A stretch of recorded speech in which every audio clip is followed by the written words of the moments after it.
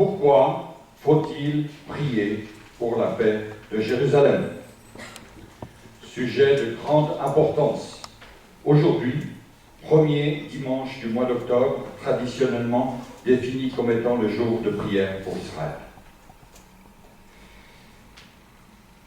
Ce sujet, je vais le développer tout à l'heure au travers d'une histoire de la Bible.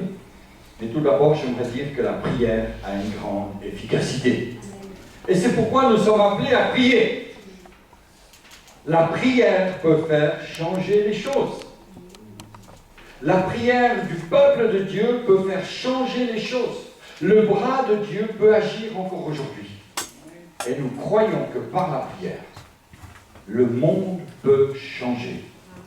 Et le monde va changer. Ta vie, mon frère, ma soeur, peut changer. Parce que des hommes, parce que des femmes ont prié pour toi.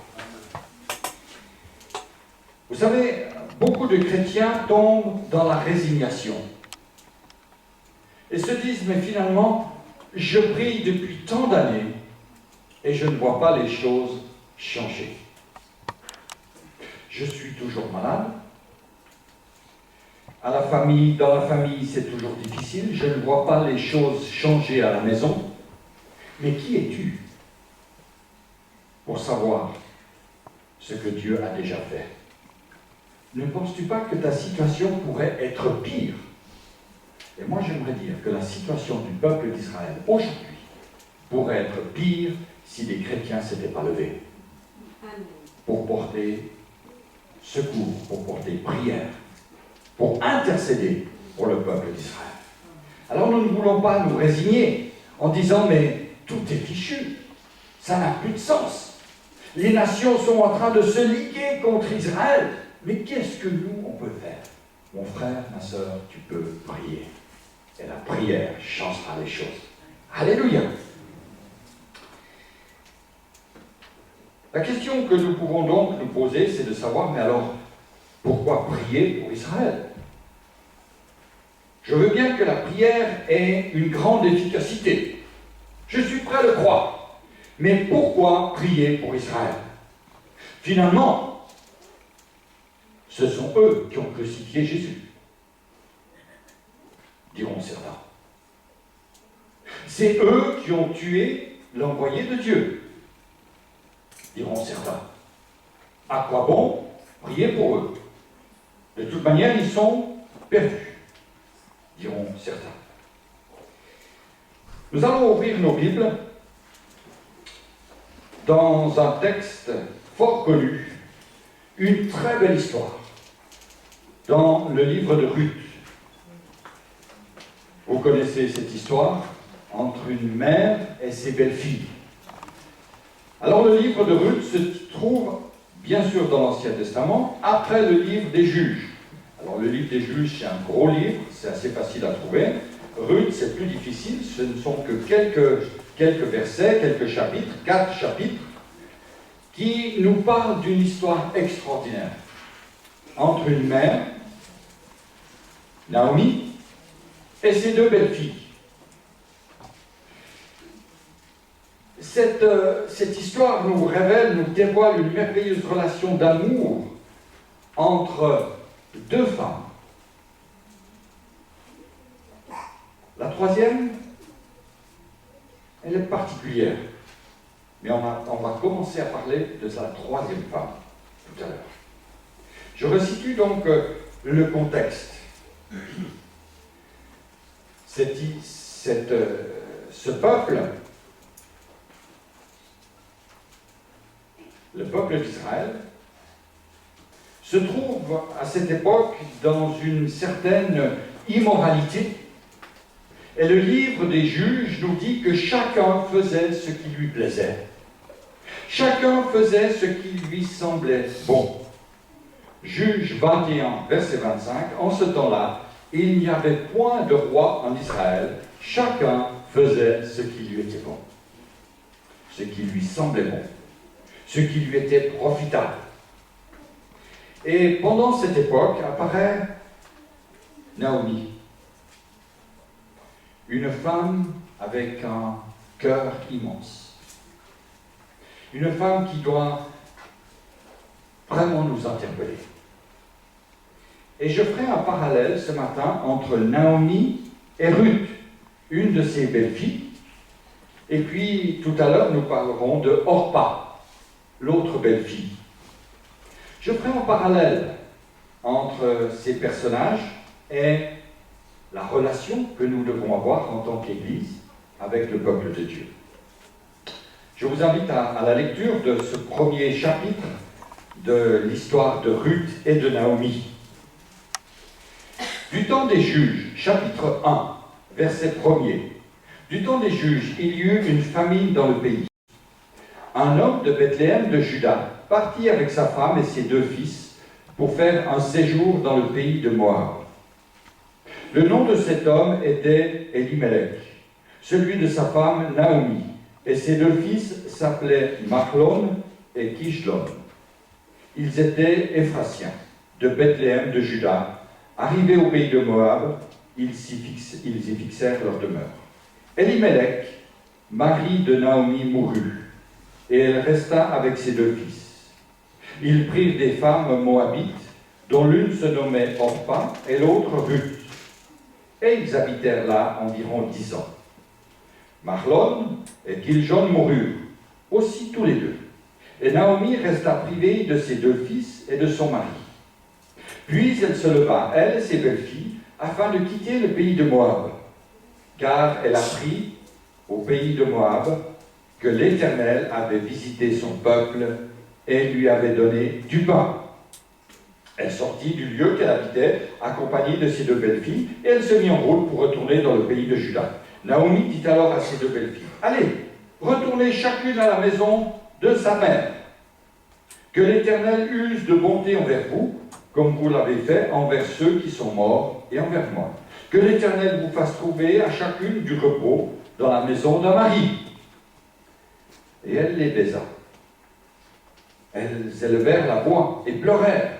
Et elles lui dirent, « Nous irons avec toi vers ton peuple. » Naomi dit, « Retournez, mes filles.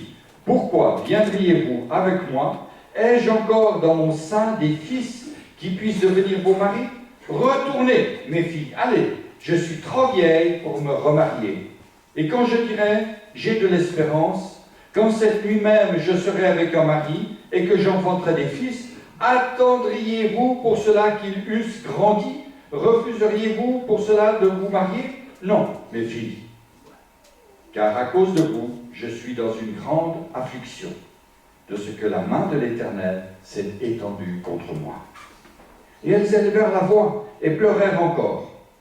Orpa baisa sa belle-mère, mais Ruth s'attacha à elle. Naomi dit à Ruth, « Voici ta belle-sœur est retournée vers son peuple et vers ses dieux. Retourne, comme ta belle-sœur. » Ruth répondit, « Ne me presse pas de te laisser, de retourner loin de toi.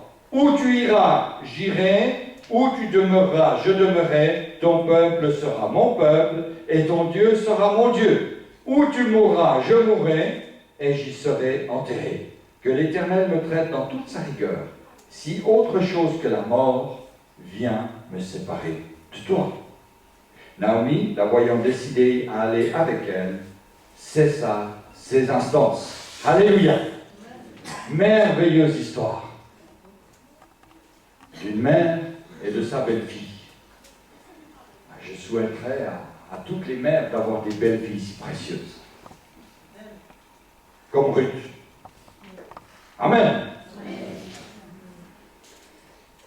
La décision de Ruth d'abandonner ses origines païennes à Moab et de se joindre au peuple d'Israël était une très bonne décision. Et Dieu va honorer la foi, la consécration de cette femme. Nous y reviendrons tout à l'heure, mais nous pouvons déjà entrevoir la fin merveilleuse de l'histoire. Celle où cette femme va finir par épouser Boz, un riche fermier juif. Et Boz va être le père d'un enfant. Obed. On va y revenir tout à l'heure. Quelques parallèles, tout d'abord. Premier parallèle,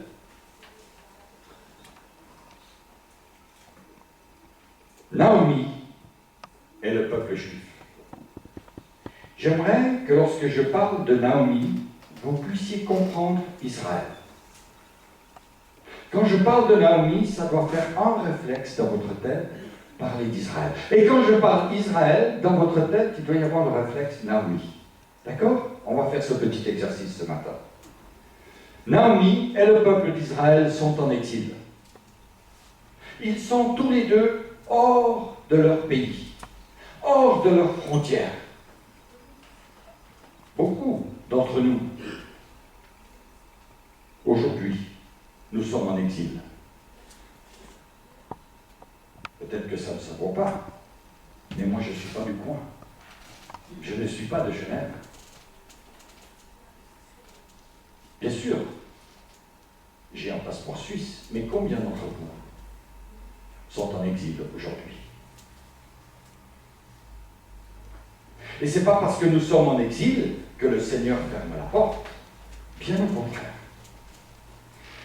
Je ferme cette petite parenthèse et je reviens au parallèle. Naomi, peuple juif, tous les deux sont en exil. Un autre parallèle que l'on va faire, c'est Orpa et Ruth. Toutes les deux belles-filles de Naomi. Et le parallèle qu'on va faire entre ces deux femmes, c'est l'Église. Ruth et Orpa, l'Église. Deux visages de l'Église que l'on va découvrir tout à l'heure. Ruth et Orpa, deux attitudes par rapport à Israël. Ou je tourne le dos, ou j'aime Israël, ou j'ai une relation d'amour. Il y a ici deux belles filles qui sont l'image de l'Église actuelle. Et si nous sommes appelés à prier pour Israël, c'est parce que Ruth nous enseigne quelque chose de très précieux.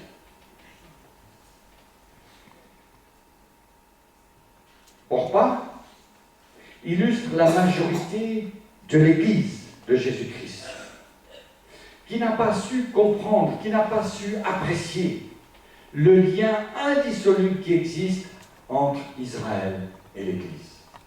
Un lien d'amour, un lien de filiation indissoluble.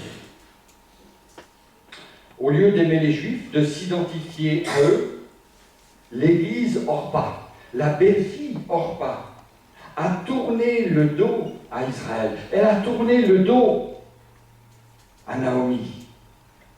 Elle a préféré s'attacher à une culture religieuse, à retourner à ses origines.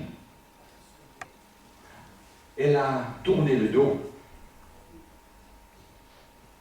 à ce qui pouvait l'associer à la foi juive. Elle a coupé ses racines. Là où elle était en train de s'établir, avoir un mari, une belle-mère, une famille, un peuple, elle a coupé les racines. Et ce qui est intéressant, ce qui est révélateur, c'est qu'au départ, Orpa avait l'intention de rester avec Naomi. Au verset 10, nous découvrons cela de notre lecture. Mais finalement, l'Église Orpa décide de quitter Naomi, de tourner le dos pour s'occuper d'elle-même. Moi, je veux mon avenir. J'en ai rien à faire de rester ici. Je veux retourner. Elle a tourné le dos à la grâce même de Dieu. Elle a tourné le dos à Naomi. Elle a tourné le dos à Israël, comme la plupart des églises aujourd'hui. En dépit du fait que le salut de l'Église, notre salut, vient des Juifs, c'est Jean 4, verset 22 qui le dit, elle abandonne, Orpa abandonne les Juifs. Elle les abandonne à leur sort. Elle abandonne sa belle-mère. Elle ne leur porte aucun secours. Mes frères et mes sœurs, dans notre histoire récente, est-ce que nous avons porté secours au peuple juif?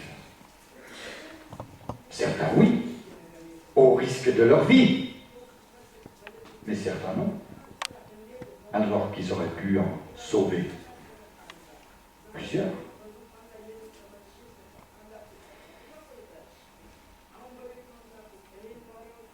Au départ, Orpa était pleine de bonnes intentions. Elle voulait rester aux côtés du peuple juif.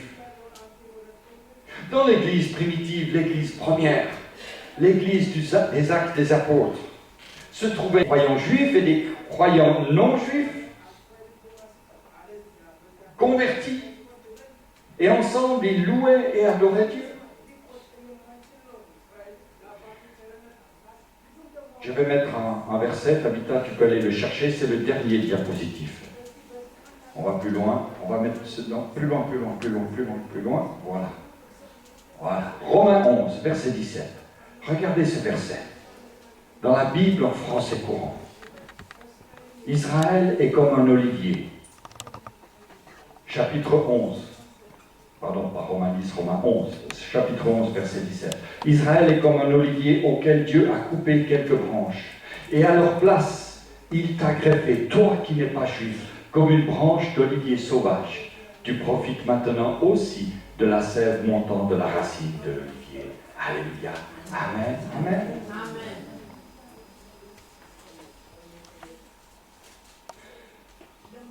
Devant l'église, on a un bel olivier. Un cadeau d'une sœur espagnole pour l'église. Et je bénis le Seigneur pour l'image que représente l'olivier. Un arbre qui porte des fruits. Et c'est une grâce, mes frères et mes sœurs, d'avoir été greffés sur un arbre qui porte des fruits. Et quels fruits! Et quels fruits! Nous ne sommes pas de vulgaires pommiers ou de vulgaires poiriers. Nous sommes greffés sur l'olivier. Cet arbre qui donne l'huile. L'huile, le signe du Saint-Esprit. Et je bénis Dieu pour cela. Le Seigneur est bon. Le Seigneur est fidèle. Le Seigneur aime Israël. Et en tant que peuple de Dieu, nous sommes appelés à aimer les Juifs parce que nous avons été greffés sur cet olivier. Orpa a finalement choisi d'abandonner Naomi. Et j'aimerais dire ce matin que la majorité de l'Église a choisi d'abandonner Israël, l'accusant même d'avoir crucifié le Christ. Souvenons-nous qu'une génération après la crucifixion de Jésus, l'armée romaine, en représailles, avait ravagé la ville de Jérusalem, allant jusqu'à détruire totalement le temple. Et cette attitude a eu pour résultat l'exil du peuple juif. Comme Naomi. Et une centaine d'années après sa naissance, l'Église chrétienne ne faisait plus cas du peuple juif. Certains théologiens chrétiens affirmaient même que tout ce qui arrivait au peuple juif était le signe que Dieu avait rejeté son peuple, une fois pour toutes. Dieu se formait un nouveau peuple, l'Église. L'Église allait devenir le nouvel Israël de Dieu. C'est ce qu'on a nommé la théologie de la substitution. On a remplacé Israël par l'Église. Mais de quel droit, mes frères et sœurs? Peut-être que certains ont lu les écrits d'un théologien qui, au IVe siècle, a écrit énormément de livres. Ce théologien s'appelait Jean Chrysostome. Et il a écrit « Les Juifs sont meurtriers et destructeurs, possédés par le diable ». Et là, j'ai arrêté ma citation, parce que si je vous citais la suite, ça nous ferait encore plus trembler. Et pourtant, cet homme, on l'a béatifié.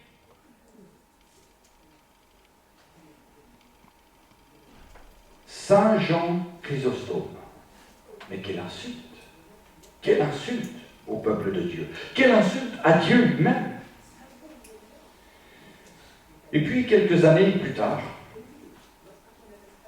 après la naissance de la première Église, comme punition pour avoir joué un rôle dans la crucifixion de Jésus, les croisés vont vouloir venger Christ. Ils vont quitter les campagnes, les villes de l'Europe. Et pendant presque 200 ans, ils vont monter contre Jérusalem. Et en l'an 1000, lorsque les croisés arrivent en Terre Sainte, il y a à Jérusalem 300 000 habitants, juifs pour la plupart. Moins de 200 ans après, à la fin des croisades, il ne restait que 1000 familles juives à Jérusalem. L'antisémitisme était devenu évident. On a voulu détruire le peuple de Dieu. Au nom de la foi chrétienne, mes frères et sœurs. Et lorsque des réformateurs comme Martin Luther ont parlé du peuple de Dieu, ils ont dit des choses qui n'avaient aucun sens. Au début de la Réformation, Martin Luther disait vouloir changer le peuple juif. Il pensait que le peuple juif allait recevoir de tout cœur la justification par la foi, en opposition au message de l'Église catholique. Mais lorsqu'ils n'acceptèrent pas son message, Luther devint aussi sévère que l'Église catholique. Il demanda l'expulsion des Juifs de l'Allemagne, la destruction des synagogues et des livres religieux. C'est terrible de devoir parler ainsi. Je n'aimerais pas être ce matin dans la critique. Vous savez qu'une partie de ma famille est décédée dans les camps de concentration. Je n'ai aucune haine contre le peuple d'Allemagne. Aucune. Je dis simplement que nous devons réaffirmer les choses qui concernent le peuple de Dieu. Nous sommes le peuple de Dieu. Israël est le peuple de Dieu. Et l'ignorer serait faire insulte à Dieu. Quand les nazis sont arrivés au pouvoir en Allemagne, ils ont utilisé les écrits de Luther pour justifier leur action. Sur leur ceinture, il était marqué « Gott mit uns », Dieu avec nous. Et lorsque l'apôtre Paul va dire aux Romains, Romains 11, verset 11, « Est-ce pour tomber qu'ils ont bronché? Loin de là, mais par leur chute, le salut est devenu accessible aux païens, afin qu'ils fussent excités à la jalousie. » Est-ce que les Juifs, est-ce que le peuple juif est jaloux de l'Église? Aujourd'hui, je vous dis non. Parce que l'Église a donné un mauvais témoignage, pour la plupart du temps. Nous avons été, l'Église d'une manière générale, a souvent été comme des Orpas, abandonnant celle qui avait tout donné. Cette femme, Naomi, a tout donné. Son mari, ses 2 fils. D'ailleurs, souvenons-nous que Jésus était juif. Orpa était moabite. Ruth était moabite. Naomi était juive. Et elle a tout donné pour 2 étrangères. Elle a perdu son mari. Elle a perdu ses fils. Elle a aimé Ruth et Orpa. Mais Ruth est restée fidèle, tandis que Orpa s'est éloignée. Elle a tourné le dos. Ruth va même dire, où tu iras, j'irai, où tu demeureras, je demeurerai. Ton peuple sera mon peuple et ton Dieu sera mon Dieu. Alléluia. Quelle grâce, mes frères et sœurs, d'avoir eu cette femme qui a dit, ton peuple sera mon peuple, ton Dieu sera mon Dieu.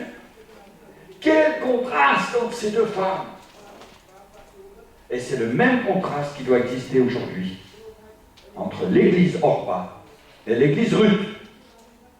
Et j'ose espérer que vous êtes tous d'accord pour être des Ruth ce matin. Une église qui aime Israël parce que c'est le peuple de Dieu, pas parce que c'est Israël, pas parce qu'on a une petite folie comme ça dans la tête. Non. Soyons sensés, mes frères et mes sœurs. Nous aimons Israël parce que c'est le peuple de Dieu. Et jamais nous ne pouvons ignorer nos ancêtres. Au départ, Naomi n'était pas très ouverte à l'idée que Ruth vienne avec elle en Israël. Mais Ruth avait décidé qu'elle l'accompagnerait de toute façon.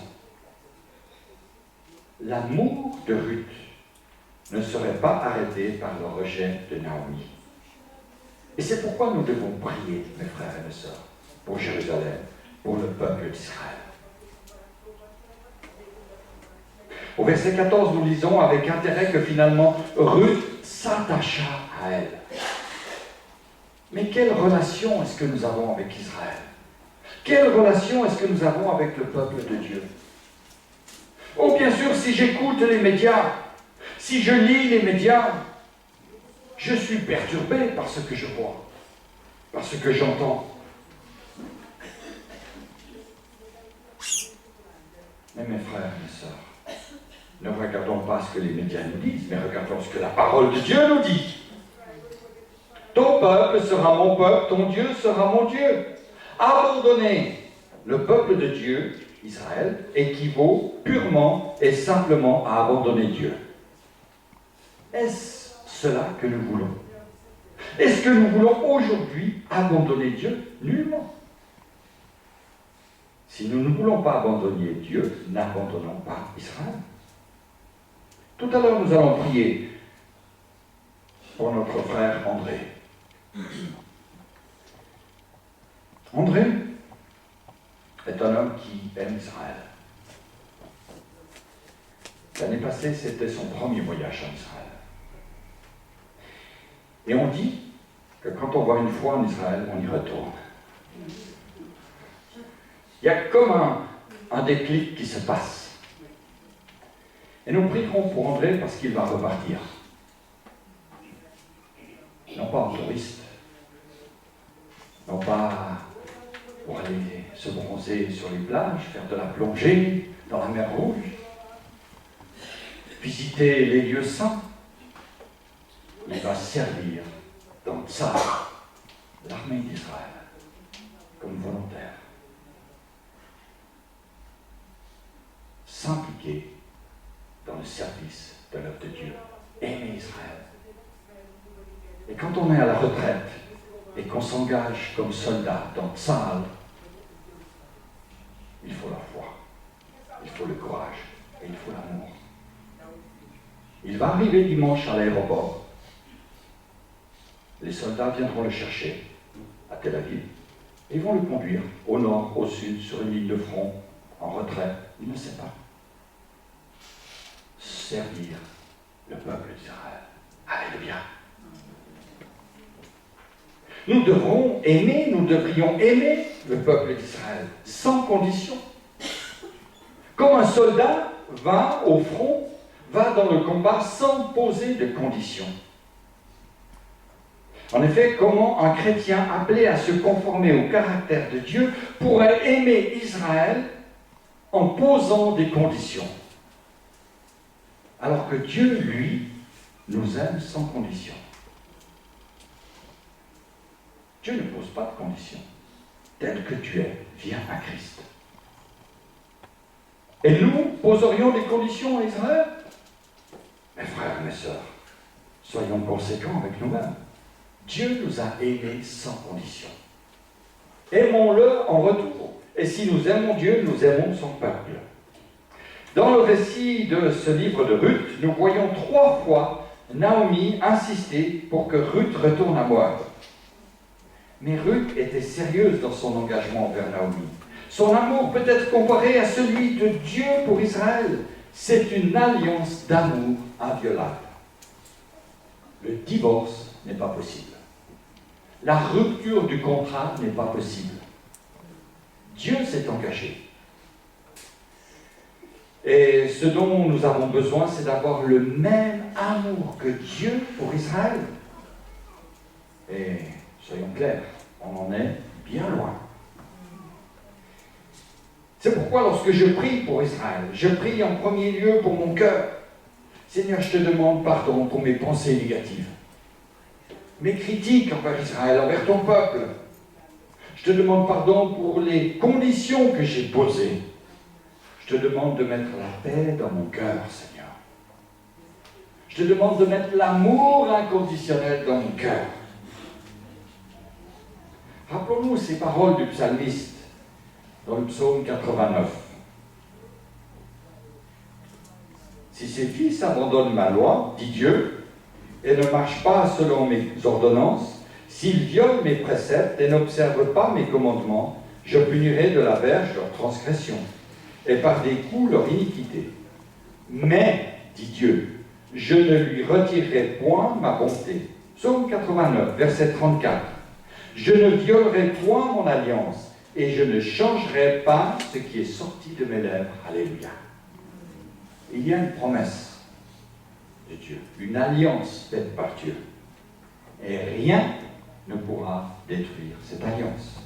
Quel amour! Cet amour du Père. Dieu a fait une alliance. Il se réfère ici à son alliance avec les fils de David, au peuple juif. C'est un amour sincère, un vrai amour, un amour sans condition. Et l'apôtre Paul reconnaît bien sûr qu'il y a des difficultés. Et je peux bien penser que parfois c'est difficile d'aimer Israël. C'est difficile d'aimer les Juifs. Je le reconnais. L'apôtre Paul va dire, en ce qui concerne l'Évangile, ils sont ennemis à cause de vous. Mais en ce qui concerne l'élection, ils sont aimés à cause de leur Père. Un amour sincère, mes frères et sœurs, il persévère lorsque celui qui fait l'objet de notre attention nous repousse même. L'amour de Dieu est un amour qui ne demande rien en retour. C'est un amour incroyablement incroyable, si j'ose prendre ce mot. C'est un amour inconditionnel, il n'y a pas de condition.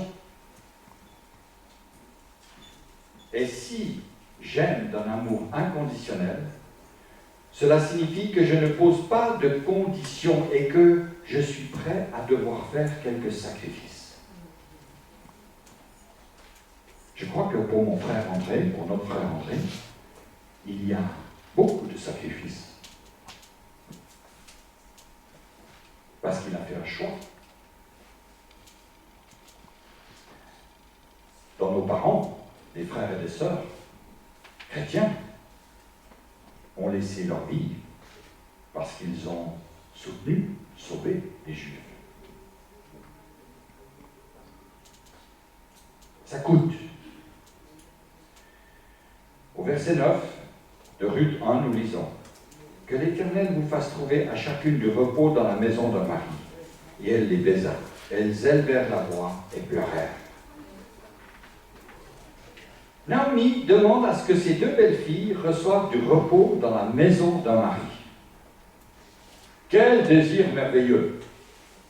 Mettez-vous à la place de Naomi. Vous n'avez plus de mari. Vous n'avez plus vos fils. Et vous avez deux belles filles qui n'ont pas d'enfants.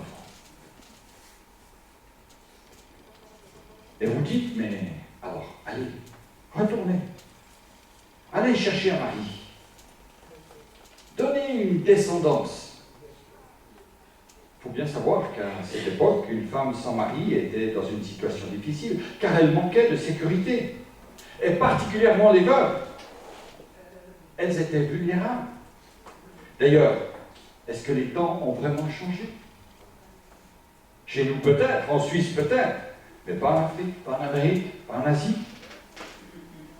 Et lorsque Naomi parle à ses belles-filles, elle fait référence à la loi du Lévirat, par lequel le frère du défunt devait épouser la veuve de son frère, afin de lui donner un fils, qui perpétuerait l'héritage du frère défunt.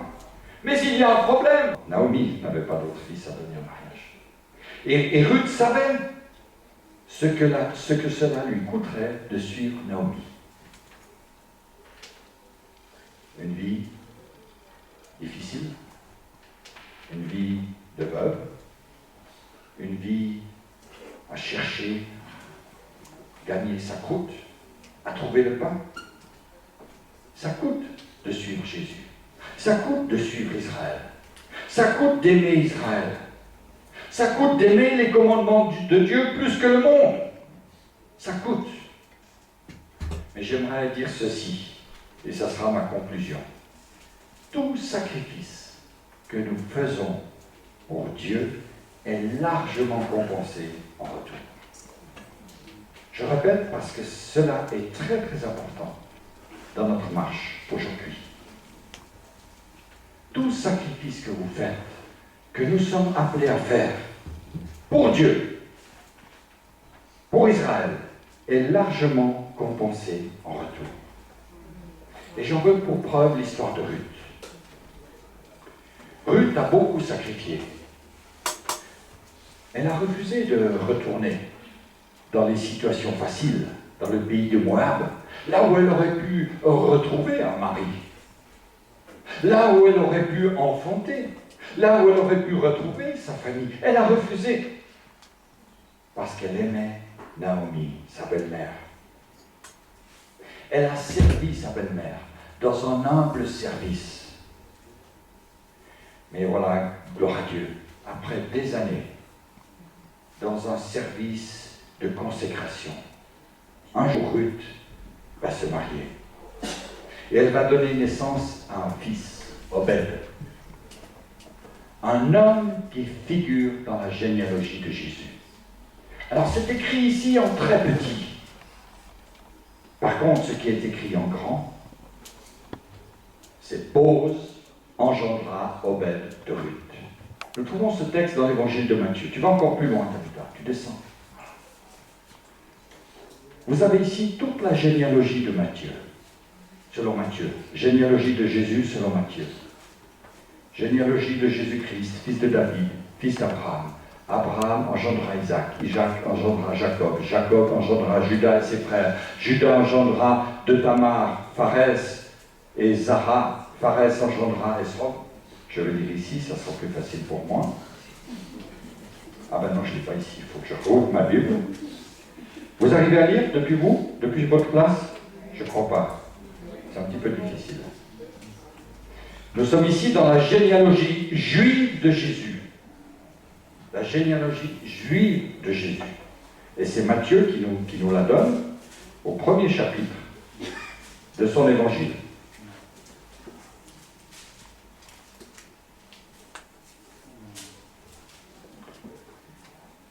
Verset 4. Aram engendra Aminadab, Aminadab engendra Nasson, Nasson engendra Salmon, Salmon engendra Boz de Rahab, la prostituée. Boz engendra Obed de Ruth, une Moabite, une étrangère. Obed engendra Isaïe, Isaïe engendra David, etc., etc., etc. Et au verset 12, à la fin du verset 12, Jacob engendra Joseph, l'époux de Marie, de laquelle est né Jésus, qui est appelé le Christ. Alléluia. Cette femme, Ruth, a trouvé un mari dans le peuple de Dieu. Boz. Et de leur union est né Obed. Il n'y a pas de hasard dans le plan de Dieu. Ruth a beaucoup sacrifié, mais elle a beaucoup reçu en retour pour son humble service envers Naomi. Et nous voyons dans ce passage, dans cette histoire, l'exaucement de la prière de Ruth, l'exaucement de la prière de Naomi. Orpa, disparu. Oh, peut-être qu'elle est riche, peut-être qu'elle a de grands biens, une grande famille. Nous le savons. Mais une chose est claire, Ruth a été une femme bénie, parce qu'elle a béni Naomi. Et nous voyons ici le signe prophétique du jour où Naomi, qui représente Israël, recevra son Messie. Alléluia!